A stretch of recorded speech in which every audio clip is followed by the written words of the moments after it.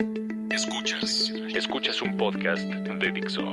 Escuchas Fuera de la Caja con Macario Esquetino por Dixo, la productora de podcast más importante en habla hispana.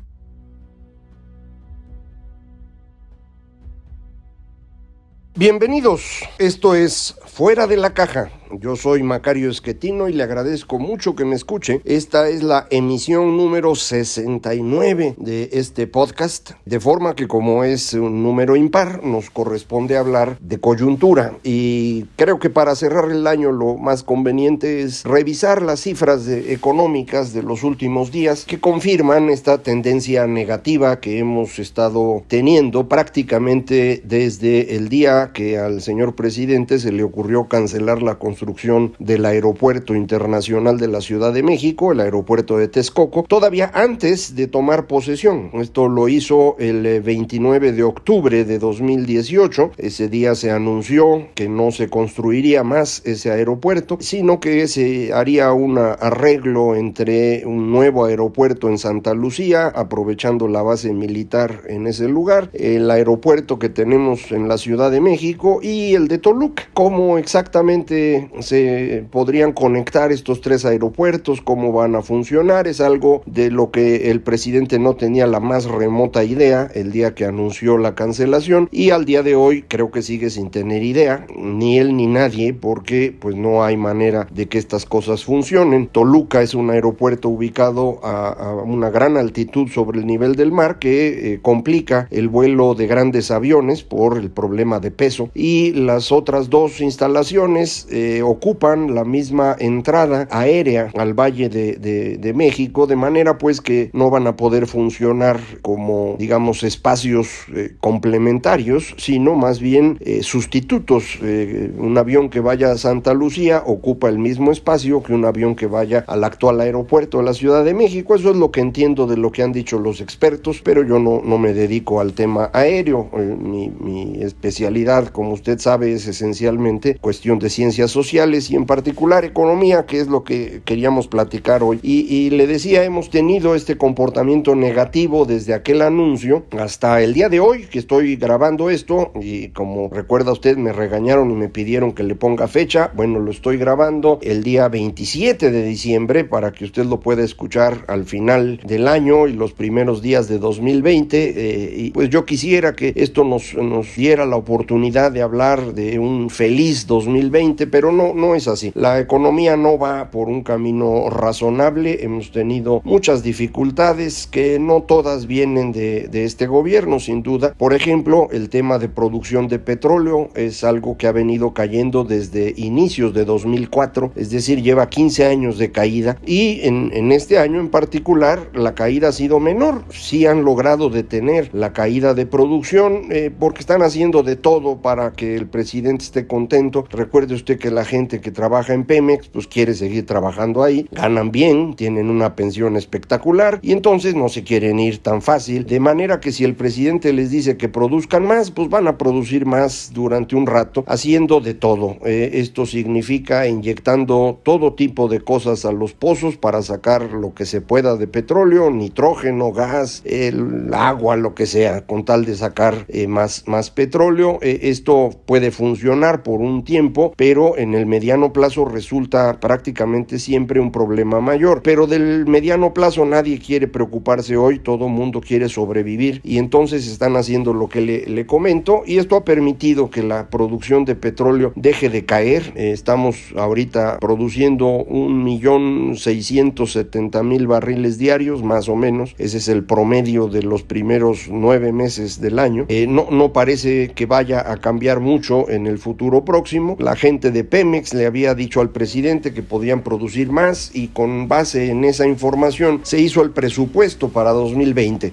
Yo dudo que logren elevar la producción. Ahorita el único manto o campo que tiene alguna posibilidad es uno llamado Xanap, que es un campo que se les había inundado hace un año y fracción. Producía 160,000 barriles diarios antes de inundarse. Por la inundación prácticamente se desplomó la producción, le hicieron algunos arreglos arreglos ahí para que esto funcionara y ya se han recuperado, andan por 70,000 barriles diarios. Entonces ahí hay algún margencillo todavía para crecer un poco más, pero fuera de ese campo no veo ninguno que pueda tener un crecimiento espectacular, de forma que dudo mucho que lleguen al 1,850,000 barriles diarios que han ofrecido. Si se mantienen en 1,700,000 durante el próximo año ya sería una excelente noticia, porque esto va a significar que en comparación con 2019 habrá un ligero crecimiento en el sector minero. De este sector minero el 80% es la producción de petróleo y gas. Entonces con eso ya tiene uno algo de crecimiento por ahí. Y esto ayuda porque dentro de la industria pues hay 4 rubros. Las manufacturas, que son las más grandes, representan prácticamente la mitad de la industria, y luego construcción y minería, cada una representa 22%. Lo que falta lo tiene la electricidad, gas y agua que se entrega en los domicilios, que es relativamente pequeño, pero mantiene un crecimiento muy importante. No es que crezca mucho, pero crece de manera consistente. Los otros sí se mueven. Construcción, por ejemplo, ha tenido muchos problemas durante ya décadas. Hay momentos de auge a los que siguen momentos de gran caída. La anterior a la actual, por ejemplo, ocurrió alrededor del cambio de reglas para la construcción de vivienda de interés social que se hizo a fines de 2011, pero tuvo efectos muy importantes hasta 2013 y fue una caída muy notoria. Recuerde usted que incluso algunas de las más grandes vivienderas de México quebraron por esa razón. Bueno, la caída actual no tiene que ver con eso, sino esencialmente con la cancelación del aeropuerto, que espantó a todo mundo. No solo se dejó de construir ahí, lo cual tiene un impacto directo en la medición de la construcción, sino que, insisto, todo el mundo se espantó y dejó de invertir. Entonces la caída que traemos en la industria de la construcción pues es muy significativa. Estamos hablando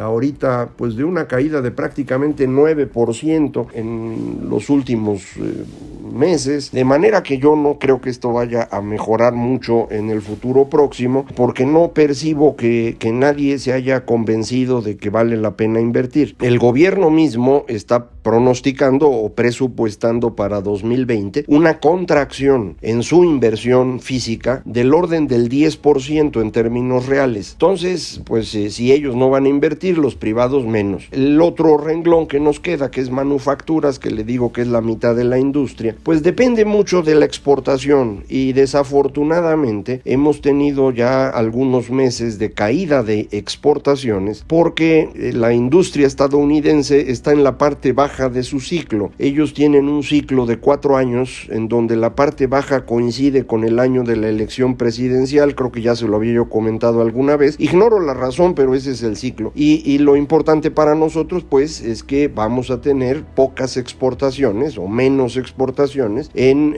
algunos meses, no sé cuántos, pero muy probablemente toda la mitad inicial del 2020. Así que pues lo único que podría medio crecer en la industria sería la minería, simplemente por dejar de caer, y la parte de electricidad, gas y agua, que como le digo, mantiene un crecimiento constante. Entonces, pues eso es lo que va a pasar en la industria. En los servicios, lo que hemos visto es una caída también muy marcada en el comercio al mayoreo, que ya lleva muchos meses de contracción, y a mí me preocupa porque no entiendo bien cómo puede caer el comercio al mayoreo durante prácticamente un año, y durante ese mismo año el comercio al menudeo está creciendo al 3%. Digo, no entiendo la razón, porque me imagino que parte de lo que se vende en el mayoreo pues va al menudeo. Entonces esa conexión es la que no me queda clara. Estarán acabando con sus inventarios probablemente.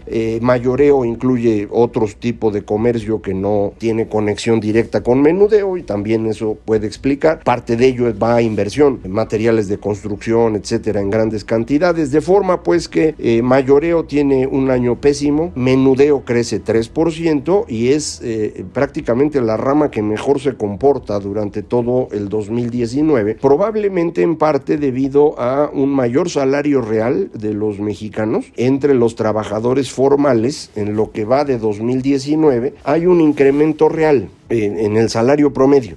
Si comparamos ya incluyendo 2018, que fue el primer año en el que hubo un aumento al salario mínimo, este incremento ya no se percibe, pero pues durante 2019 sí hay algo de mejora. Y también hay un incremento relevante en las remesas que están llegando a las familias de quienes viven fundamentalmente en Estados Unidos, y esto pues probablemente es lo que está ayudando a este consumo, al menudeo, que parece estarse moviendo a grupos de ingreso más bajos. Esto es información anecdótica. Tiendas que venden a estos grupos de ingreso más bajo están teniendo un excelente 2019, mientras que tiendas que venden a grupos de ingreso más alto, de autoservicio o de departamentales, no han tenido un año tan bueno, pero en el conjunto hay un crecimiento de 3%. Comunicaciones y transportes, que es esencialmente comunicaciones, es decir, fundamentalmente el teléfono celular y todas estas cosas, habían arrancado mal el año, pero se compusieron hacia el final y ya también andan en un crecimiento del orden del 2%, que no es malo, no se parece a otras épocas, pero digo, están creciendo. Parte de esto puede tener que ver con el mayor uso de estas tecnologías por parte de, por ejemplo, los jóvenes que reciben becas, que tienen ahora dinero para gastar en esto ellos directamente sin necesidad de pasar a través de su familia. Entonces, probablemente esto es lo que está ayudando porque, insisto, se nota en la segunda mitad del 2019. En esa misma segunda mitad del 2019 lo que se desploma son servicios financieros e inmobiliarios. Lo de inmobiliarios, evidentemente asociado a esta falta de confianza, no solo en construcción, sino en la compra de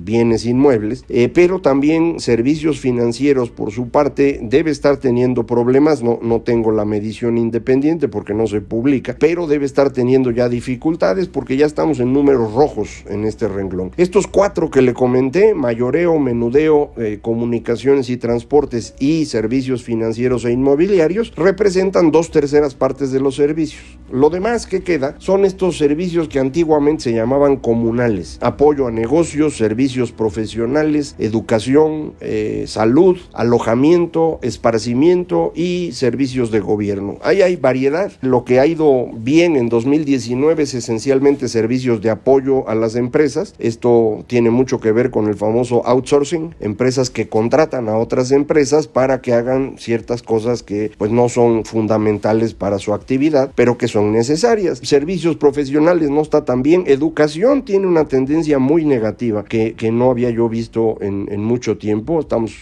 cayendo por ahí del 2,5% en términos anuales, no está bien. Salud se mantiene con un crecimiento muy chiquito, como ha sido por mucho tiempo. Esparcimiento, que incluye cultura, deporte, espectáculos en general, está teniendo malos tiempos, pero durante el mes de octubre estuvieron contratando personal. Me imagino que en la esperanza de que las cosas mejoren para fin de año, ojalá así haya sido, ya lo sabremos cuando aparezca la información. Y servicios de gobierno pues está prácticamente ya en ceros después de un año muy negativo que pues se suma al comportamiento general de la economía. Entonces, esto es lo que ha pasado, y lo que esperaríamos que ocurra depende de lo que le estaba yo comentando. Por un lado, si el petróleo se logra mantener en el nivel que está, 1.7 millones de barriles diarios, o si incluso logran incrementar la producción, de lo cual depende fundamentalmente el presupuesto del 2020. Si esto no ocurre, el gobierno no va a tener dinero. Y como ya se comprometieron a gastar, pues tienen 2 salidas. Una es contratar deuda y la otra es reducir los gastos. Lo de reducir gastos ya se ve difícil porque pues han recortado de todo. Entonces yo no sé de dónde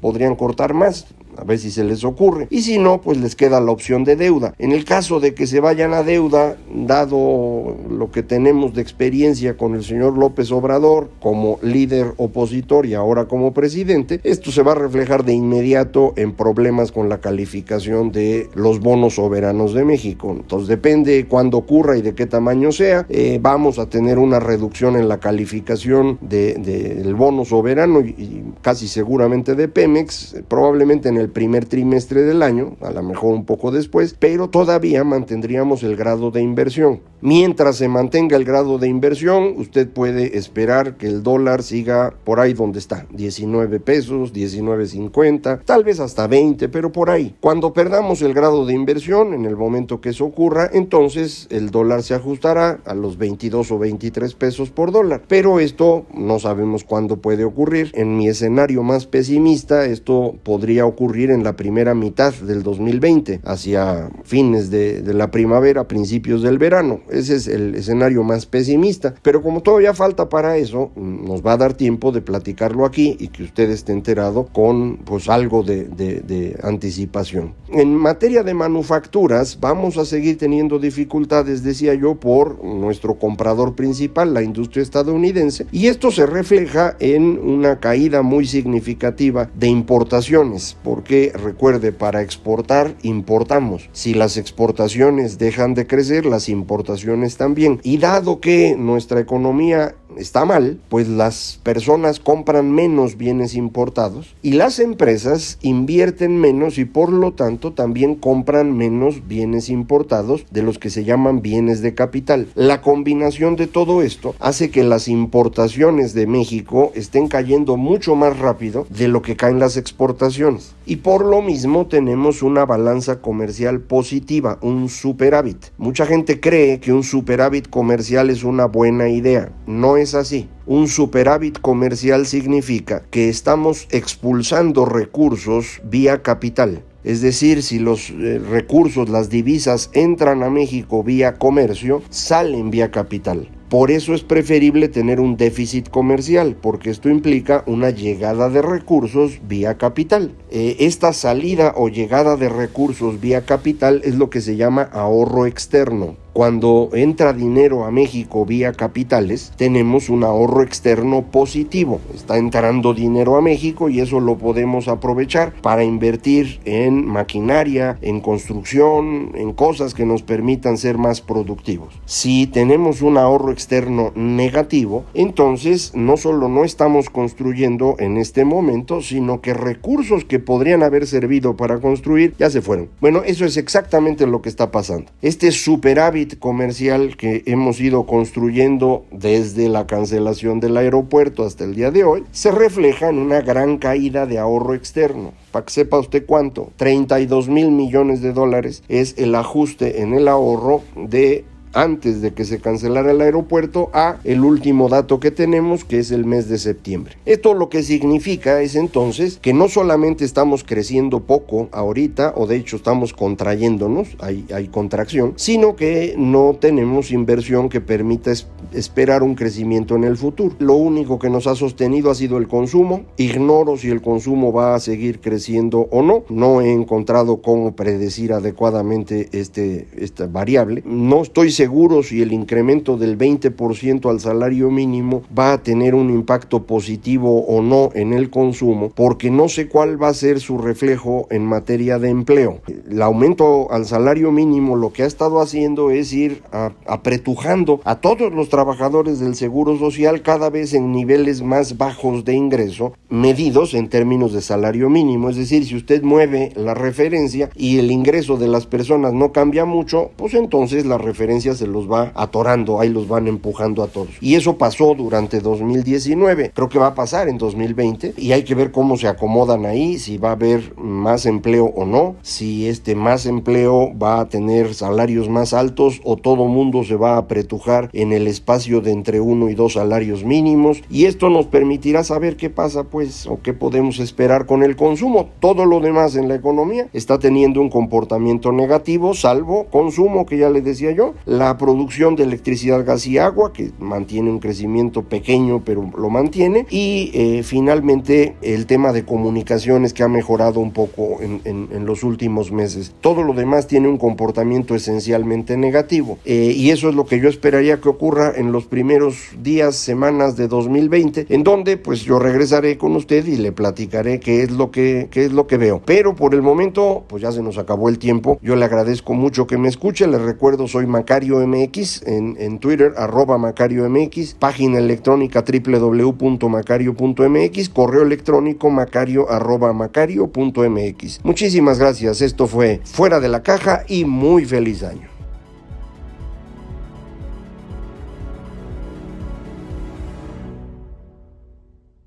Dixo presentó Fuera de la Caja con Macario Esquetino. La producción de este podcast corrió a cargo de Pedro Aguirre. Coordinación, Verónica Hernández. Producción general, Dani Sadia.